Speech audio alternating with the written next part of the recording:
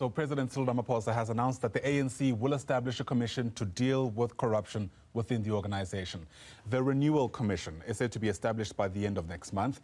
Now, while delivering the ANC's January 8 statement yesterday, Ramaphosa conceded that there's been resistance within the organization, but also in the same breath insists that the party will emerge in a better state. In the backdrop, ANC Chair Gwede Mantashe says party members should not use the state capture report to settle scores. Let's make sense of all of this now and bring in political analyst Professor Friedman, who's with us live via our video link. Prof, great to see you this morning. Thanks as always for making time to help us break down these developments. So there we have it. At a moment where we didn't imagine that there'd be yet another commission, the ANC comes through to announce exactly that. The Renewal Commission, he said, is going to help develop implementation or develop policies that will be implemented urgently in the lead up to 2032.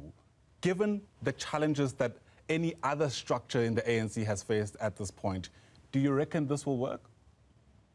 Well, Ayanda, I think we need to put this in perspective. They're not saying, I think that cynicism about long-term commissions trying to deal with immediate problems is entirely valid. But I don't read the statement to be saying that the commission is a substitute for other things they need to do.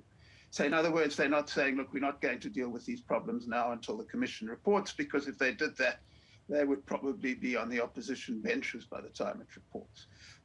So on the one hand, they are committing themselves to some short-term action to deal with the problem.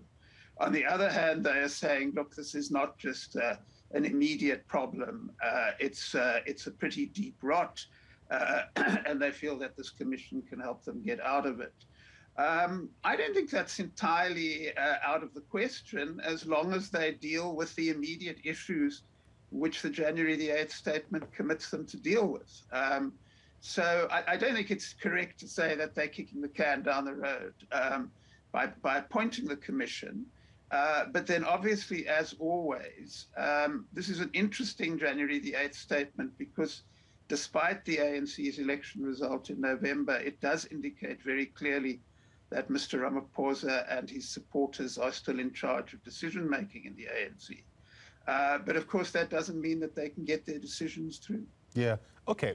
Perhaps it's not kicking the can down the road, so to speak, but it can be viewed as just trying to appear as though you're doing something in a context where we had years that's passed and not much has happened. For one, how do we not see this as some kind of duplication for what the Integrity Committee is meant to do in some respects? I can't help but think about where it places this particular body in the context of this commission. No, I think they're totally different issues. Yeah. The Integrity Commission is supposed to be a committee of people who decide whether particular individuals have broken the rules and should remain in office. This is supposed to be a long-term inquiry.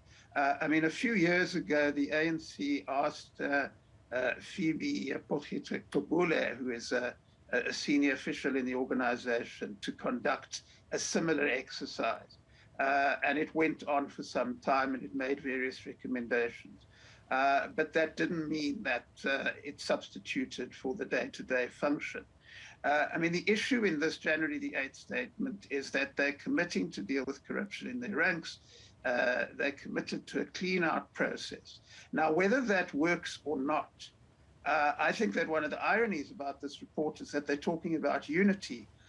In fact, I think we're going to see an awful lot more disunity in the ANC if they're serious about what they said yesterday, because you are going to see a serious attempt to apply the step-aside resolution. You are going to see a serious attempt to hold people to the rules. And obviously, there are a whole lot of people who don't want to be held to the rules.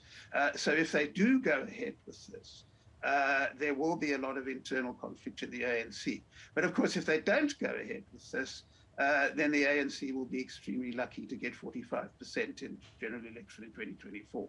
So I don't think they really have an option if they want to get 50% in 2024 than to do all the things that they say they're going to do. A bit of a rock and a hard place, isn't it? So this commission, again, we're told, is to develop proposals that will be implemented as a matter of urgency.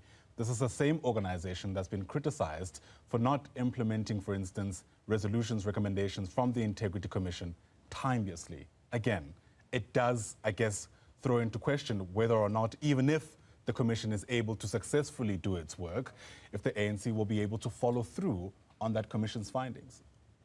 Well, you see, the point I'm trying to make is that, look, the Commission is supposed to be, where does the ANC want to be in 10 years' time? Obviously, we're agreeing that if all the ANC does is try to work out where it wants to be in 10 years' time, where it will be in 10 years' time is in the opposition bench. Mm-hmm. Then you've got the set of commitments in this particular statement, which say they're going to deal with corruption, they're going to deal with people who care more about themselves and voters, etc. On both of those issues, you are absolutely correct to say that we need to look very carefully at whether they're capable of implementing it.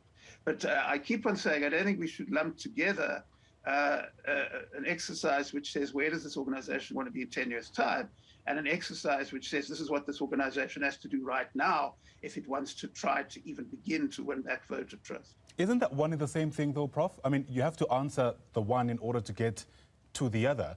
If we're not confident that the organization is able, for instance, to read the writing on the wall, even if it were to envision itself in a space within 10 years' time, that becomes a futile exercise in some respects. Well, the jury's out on that one. But what the jury is not out on is that the organization, if you read the January the 8th statement, they know what the problem is. They know that the problem is that many ANC voters think that ANC politicians don't care about voters, they only care about themselves. They know that part of the problem is that people in various places around the country don't have running water, don't have basic services, don't have the necessary to conduct decent lives. So they know they've got to fix that. Whether they're going to fix that or not, we need to see. But while they are trying to fix that, they are saying in the statement, they feel the need for a longer term exercise in which they look at why it is that people are not getting hot and cold running water, why it is that voters feel that the ANC doesn't care about them. So I think that's the most useful way of seeing it. On the other hand, they have to urgently get down there and start listening to voters and serving their needs. And if they don't do that, they're going to pay a heavy price in the next general election. On the other hand, I don't think it's unreasonable. Let's see whether they do it in an appropriate way or not. I don't think it's unreasonable to say, look, why is this sort of thing happening?